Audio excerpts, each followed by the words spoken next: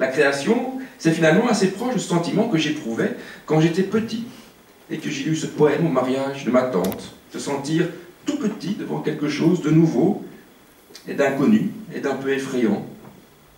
Le cœur, ça reste le travail, évidemment, et le quotidien du travail. Et comprenez qu'une fois qu'on a dit cela, l'enseigner, c'est plus compliqué que prévu. Par conséquent, il y a plus de 10 ans, lors de mon premier cours, devant ma première classe, je ne me sentais bien évidemment pas du tout à ma place, et donc, en vertu de la règle exposée plus haut, je m'en souviens comme si c'était hier. C'était ici, dans cet auditoire où Jean-Luc m'avait accompagné. J'avais exactement la même impression que lorsqu'en voiture, la personne qui est juste en face de vous freine d'un seul coup et qu'on sait pertinemment qu'on va la percuter. C'est quelques fractions de secondes avant le choc, qui paraissent une éternité parce qu'elles seront pour l'éternité gravées dans votre mémoire. Il y avait là un étudiant en pull gris avec des lunettes en acier qui souriait. Il y avait là une étudiante avec de très longs cheveux rouges et elle écoutait en inclinant la tête. Et il y avait là une mouche qui volait.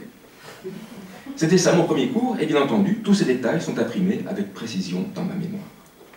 Et puis enfin, dans la liste de ces moments où l'on éprouve ce sentiment de ne pas être à sa place, ces moments qui agissent très longuement sur la mémoire, et donc ces moments très utiles dans la mesure où la mémoire reste la matière première de la pratique littéraire, et je fais ici une parenthèse, ce qui prend forme dans votre esprit à la lecture d'un texte, et qui, si le texte est réussi, provoque ce qu'on appelle pompeusement la suspension momentanée de l'incrédulité, pour que le texte parvienne, je reprends les termes de Robert Louis Stevenson, j'en parle souvent à mes étudiants, de Robert Louis Stevenson, qui a écrit un merveilleux petit livre qui s'appelle L'essai sur l'art de la fiction, les remarques les plus intelligentes jamais écrites sur la littérature selon Nabokov.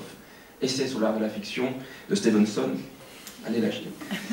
Donc, si le texte fonctionne et parvient à être, je reprends ces termes, absorbant et voluptueux, à vous arracher à vous-même, pour qu'au-delà du livre, de ses pages, de son encre, au-delà du média, la réalité de ce qui nous entoure, la réalité de ce qui nous entoure, de ce qui nous est raconté prenne forme avec tellement de force qu'elle s'impose à la réalité qui nous entoure, pour que vous deveniez crédule le temps de la lecture, eh bien, ce qui prend forme dans votre esprit est composé exactement de la même matière de ce qui forme un souvenir.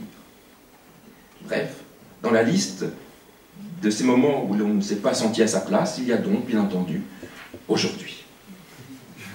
Faire une conférence d'une dizaine de minutes à l'occasion de la rentrée académique d'une prestigieuse, et ça je sentais qu'il fallait que je dise le mot, prestigieuse, d'une prestigieuse école d'art, ce n'est évidemment pas du tout mon travail, ce n'est sans doute d'ailleurs le travail de personne.